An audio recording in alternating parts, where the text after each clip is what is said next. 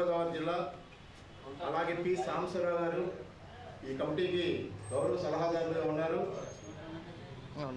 నరసింహారావు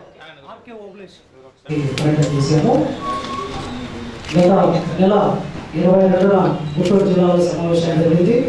ఆ సమావేశంలో 13 జిల్లాల్లో ఉన్నటువంటి నాయకుల సోదరులని అన్ని వర్గాల కులంలో ఉన్నటువంటి వర్గ నాయకులు అందరినీ కూడా కలుపుకొని ఏకైకి తీసుకొచ్చి ఒక బలమైనటువంటి నిర్మాణంలో భాగంగా ఆంధ్రప్రదేశ్ నాయకుల సేవా సంఘాన్ని పునర్నిర్మాణం చేయాలనే ముఖ్య ఉద్దేశంతో మేము బయలుదేరడం జరిగింది.